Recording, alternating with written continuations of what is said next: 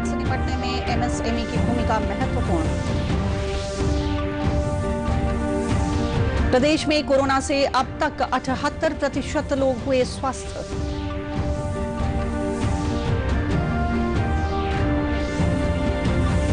समाज सेविका Helen Keller की जयंती पर दिव्यांगों के हित में उनके योगदान को किया गया याद।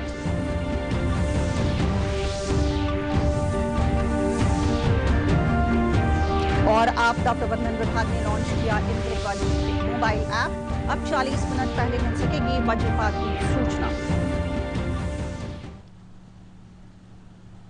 नमस्कार, स्वागत है आपका समाचारों में। मैं हूं आपके साथ मधुरिमा राज और अब समाचार विस्तार से। आज वर्ल्ड एमएसएमई डे है। इस अवसर पर आयोजित वेबिनार को संबोधित करते हुए लघु एवं सूक्ष्म उद्योग मंत्री नितिन गडकरी ने कहा कि मौजूदा आर्थिक परिदृश्य में भारत जैसे विकासशील देश के लिए काफी संभावनाएं मौजूद हैं। उन्होंने कहा कि कोरोना के चलते भारत में आर्थिक लड़ाई लंबी चलने वाली है। श्री गडकरी ने कहा कि एमएसएमई के सतत विकास के लिए सरकार के द्वारा उन्हें आवश्यकता अनुसार आर्थिक पैकेज भी मुहैया कराया जा रहा है। प्रधानमंत्री नरेंद्र मोदी के सकारात्मक रवैये से हालिया वर्षों में एमएसएमई देश के युवाओं के लिए रोजगार के नए विकल्प के तौर पर भी उभरी है।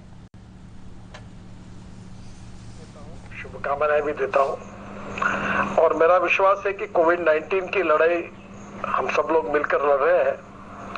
जल्दी ही वैक्सीन मिल जाएगा, उससे हम सबको प्रोटेक्शन भी मिल जाएगा, पर आर्थिक लड़ाई लंबी चलने वाली है। कुछ उसमें हमारे लिए ये आर्थिक लड़ाई लड़ते समय कुछ हमारे लिए स्ट्रेंथ भी है, कुछ दिक्कतें भी हैं। पर मैं ये मानता हूं कि जो इंटरनेशनल इकोनॉमिक सिनेरियो भी है उसमें निश्चित रूप से भारत जैसे एक विकास की प्रक्रिया में गतिशीलता लाने वाले देश के लिए भी बहुत बड़ी अपॉर्चुनिटीज है। और इसके लिए स्वाभाविक रूप से हमारे देश में एमएसएमई को बढ़ाने का, ताकत देने के लिए जो भी प्रयास हो सकता है वो सब आदरणीय प्रधानमंत्री जी, हमारे वित्त मंत्री जी, उनके सबके सहयोग से बड़े प्रभाव पर वो प्रयास भी किया गया है। प्रधानमंत्री नरेंद्र मोदी कल रविवार को सुबह 11 बजे आकाशवाणी से मन की बात कार्यक्रम में देश विदेश के लोगों के साथ अपने विचार साझा करेंगे। कार्यक्रम का प्रसारण आकाशवाणी और दूरदर्शन के सभी नेटवर्क पर किया जाएगा। मन की बात कार्यक्रम आकाशवाणी समाचार की वेबसाइट newsonair.com और इसके मोबाइल ऐप पर भी सुना जा सकेगा।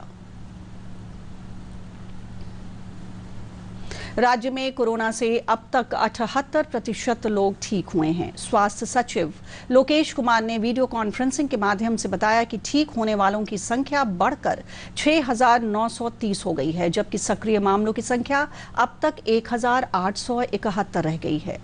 उन्होंने बताया कि पिछले 24 घंटों में कोरोना के 248 मामले पाए गए हैं। श्री कुमार ने कहा कि अब तक की गई कुल जांच के 4% मामले ही कोरोना पॉजिटिव पाए गए हैं।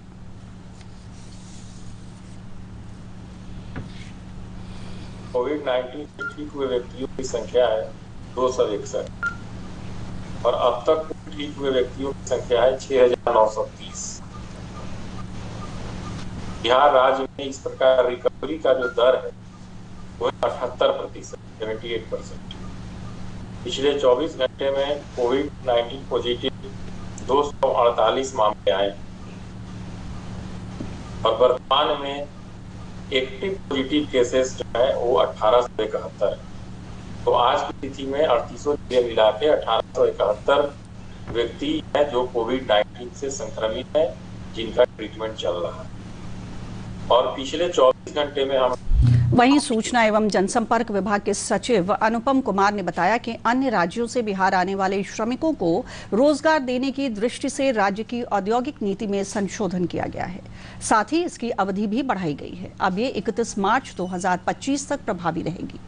उन्होंने कहा कि श्रम संसाधन की कमी के कारण यदि कोई उद्यमी अपनी औद्योगिक इकाई बिहार लाना चाहते हैं तो ऐसे उद्यमियों को स्थानांतरण लागत का 80% अनुदान दिया जाएगा।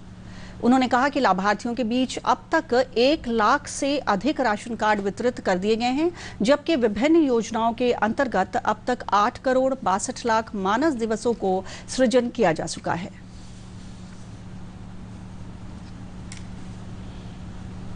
इसके इसके कुछ प्रावधान मैं फिर से बता देता हूं आप लोगों को। इसको Bihar industrial investment promotion policy 2016 में ये संशोधन किए गए हैं और मुख्य रूप से इनका उद्देश्य है कि इन्वेस्टमेंट भी आए और बाहर से जो बहुत सारे हमारे श्रमिक भाई लोग आए हैं उनको ज़्यादा से ज़्यादा रोजगार मिल पाए और जो यहाँ लोग भी हैं उनको भी रोजगार मिले। तो इसके जो मुख्य प्रावधान, एक तो इसका एक्सटेंशन कर दिया गया है संशोधन करके 5 साल तक, और इसकी वैलिडिटी अब रहेगी 31/3/2025 तक। तो इसको एक लॉन्ग पीरियड के लिए इसकी वैलिडिटी को बढ़ाया गया है। इसमें बहुत सारे प्रोजेक्टों को प्रायोरिटी सेक्टर में इंक्लूड किया गया है। तो हम लोग इसका पूरा डिटेल आपको ग्रुप में दे देंगे। और इसके अलावा बहुत सारे लोग जो आए हैं, क्योंकि उनका स्किल सर्वे कराया गया था और बहुत तरह के जो स्किल हैं उनमें वो लोग दक्ष हैं, तो यहीं पर वो उनसे संबंधित अगर कोई इकाई स्थापित हो पाती है तो ये बहुत अच्छा रहेगा। और इसी को ध्यान में रखते हुए कृषि मंत्री प्रेम कुमार ने कहा है कि राज्य कैबिनेट द्वारा पारित संशोधित उद्योग नीति से बिहार उद्योग को काफी लाभ पहुंचेगा। आज पटना में दूरदर्शन से खास बातचीत में उन्होंने कहा कि कृषि प्रधान राज्य होने के नाते यहां खाद्य प्रसंस्करण और मखाने के उद्योग की काफी संभावनाएं हैं। इस उद्योग में निवेश के लिए बाहरी निवेशकों में भी उत्साह देखा जा रहा है। एक औद्योगिक प्रोत्साहन नीति 2025 लाया गया है करके, और उसका मकसद है बिहार में इंडस्ट्री लगे जाकर के, बाहर के लोग निवेश करें, यहाँ के लोग इंडस्ट्री लगाएं जा करके। तो कृषि यंत्र का काफ़ी उपयोग वहाँ पर होता है और खेती के बुआई में, कटाई में, और सीड का बड़े पैमाने पर भी इस्तेमाल होता है, बीज का जा करके। तो यहाँ पर मैं देख रहा हूँ कि कृषि यंत्र 81 प्रकार के, जिनको हम कृषि मतलब अनुदान भी दे रहे हैं, 50%, 75% दे रहे हैं जाकर किसानों को। तो उसका इंडस्ट्री बहुत कम है, इसीलिए हमने वो इंडस्ट्री जो बिहार में है, यहाँ के माल क्रय करने पर हमने 10% का और सुविधा दी है कि यदि किसी यंत्र में 50% का अनुदान है और बिहार के इंडस्ट्री से खरीदेंगे प्रोडक्ट यदि किसान हमारे, तो 60% का अनुदान। समाज सेविका हेलेन केलर की जयंती पर आज पटना के राज्य निःशक्तता आयुक्त कार्यालय में विशेष वेबिनार का आयोजन हुआ। इसके बाद संवाददाताओं को संबोधित करते हुए राज्य निःशक्तता आयुक्त शिवाजी कुमार ने बताया कि आगामी बिहार विधानसभा चुनाव में दिव्यांगों की सहभागिता अधिक हो, इसके लिए सकारात्मक प्रयास किए जा रहे हैं। इसके अलावा ईवीएम में ब्रेल के माध्यम से भी कोडिंग की गई है। उन्होंने दिव्यांगों के हित में हेलेन केलर के योगदान को भी याद किया। दिव्यांगजन अपने मताधिकार का प्रयोग करें, क्योंकि धारा 11 जो दिव्यांगजन अधिकार अधिनियम में भारत सरकार मुख्य चुनाव आयुक्त और हमारे सीओ बिहार ने दिव्यांगजनों को लाने ले जाने, उनकी आवश्यकता के अनुरूप, उनको अगर व्हीलचेयर चाहिए, उनको ट्राईसाइकिल चाहिए, उनको किसी तरह का इक्विपमेंट है या वोटिंग नहीं करने में समर्थ हैं तो उनके बदले में लीगल गार्जियन वोट देंगे। अगर वो नहीं देख सकते हैं तो ब्रेल, ईवीएम को ब्रेल में कोडिंग किया गया है। आज हेलेन केलर की जयंती है। हेलेन केलर जन्म के बाद दिव्यांग हो गई थीं, लेकिन अपने हौसले से दुनिया में मिसाल बनी। उनकी जयंती पर प्रस्तुत है नवादा के ऐसे दिव्यांगों की कहानी जिन्होंने दिव्यांगता से हार नहीं मानी, बल्कि उसे हथियार बनाकर मुश्किलों में मुस्कुराना सीखा है। पेश है एक रिपोर्ट। बहन है, इनमें 4 भाई और एक बहन जन्म के बाद दृष्टिहीन हो गए। एक दृष्टिहीन भाई की मौत हो गई, लेकिन ये बच्चे मुश्किलों में मुस्कुराना सीख गए हैं। पिता लील बहादुर पहरेदार हैं। मेरा 5 बच्चा जो अंधा है, एक बच्ची, 4 बेटा अंधा है, एगो संतोष नाम का गुजर गया है। मेरा बड़का बच्चा संतोष था, उसके बाद मुन्नी है, उसके बाद विकास है, उसके बाद जैसे आकाश है, उसके बाद प्रकाश है, और उसके बाद जैसे एगो पूजा नाम की लड़की है, सुनिया नाम की लड़की है। 18 किलो चावल मिलता है, 18 किलो गेहूं मिलता है, 400 रुपये 4 का मिलता है। यही नहीं, नवादा शिवनगर के विनय कुमार सिन्हा को बिजली करंट के कारण बचपन में ही दोनों हाथ और एक पैर गंवाना पड़ा। लेकिन उनके हौसले से परेशानियां पस्त हो गईं। भारत निर्वाचन आयोग ने विनय को नवादा में दिव्यांगों का आइकन बनाया। मेरे ये हादसा बिजली की करंट लगने से 11,000 वोल्ट की करंट लगने से दोनों हाथ और एक दाहिना पैर डॉक्टर के द्वारा काट करके अलग कर दिया गया, जिसके कारण मेरी ज़िंदगी बच गई। आज ग्रेजुएशन कर लिया हूँ और कंप्यूटर भी चला लेता हूँ बस, और कंप्यूटर के डीपली में जाने के लिए मुझे ट्रेनिंग की आवश्यकता है, लेकिन फिर भी मैं कंप्यूटर चला लेता हूँ, काम कर लेता हूँ। मैं बहुत दिनों तक किसी एजेंट के ऑफिस में मैं प्रीमियम रसीद LIC का काट चुका हूँ। कादरगंज के दिव्यांग दंपत्ति दीपक और नीतू अपने हौसले से न सिर्फ खुद आत्मनिर्भर बने हैं, बल्कि दूसरों को आत्मनिर्भर बनाने में सक्रिय हैं। कोरोना के समय इन्होंने उल्लेखनीय काम किया है। दीपक को कई सम्मान भी मिले हैं। जब बड़ी हुई तो मेरा विवाह दीपक कुमार के साथ हुआ। मैं अपने पति की मदद से BA तक की पढ़ाई की हूँ। मैं बच्चों को ट्यूशन पढ़ाती हूँ, सिलाई बुनाई भी करती हूँ। मोदी जी के आह्वान पर गरीब लोगों को मास्क बना के मुफ्त में बांटी हूँ।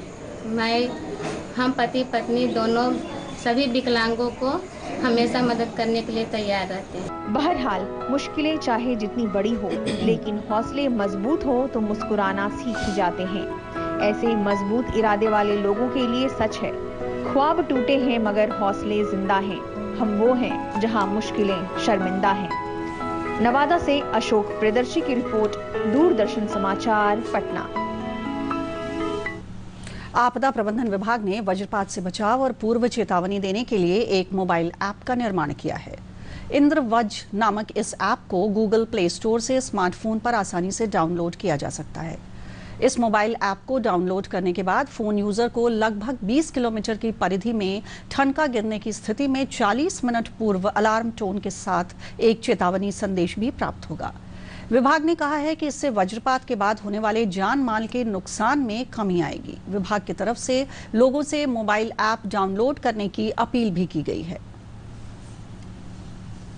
समस्तीपुर जिले के विभूति नगर थाना क्षेत्र के मुस्तफापुर गांव में पुलिस ने छापा मारकर एक ट्रक विदेश शराब जब्त किया है। मामले की जानकारी देते हुए पुलिस अधीक्षक विकास बर्मन ने बताया कि गुप्त सूचना के आधार पर हुई इस कार्रवाई में 5000 लीटर शराब की बरामदगी हुई है। पुलिस मामले में संलिप्त लोगों की गिरफ्तारी के लिए छापेमारी कर रही है।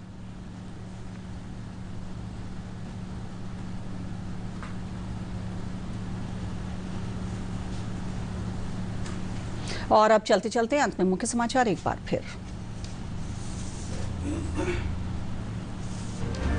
केंद्रीय मंत्री नितिन गडकरी ने कहा, मौजूदा आर्थिक हालात से निपटने में MSME की भूमिका महत्वपूर्ण। प्रदेश में कोरोना से अब तक 78% लोग हुए स्वस्थ।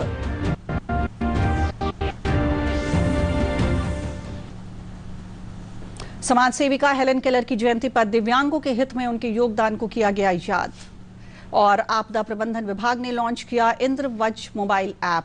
अब 40 मिनट पहले मिल सकेगी वज्रपात की सूचना। इसके साथ ही प्रादेशिक समाचार का ये बुलेटिन समाप्त हुआ। नमस्कार।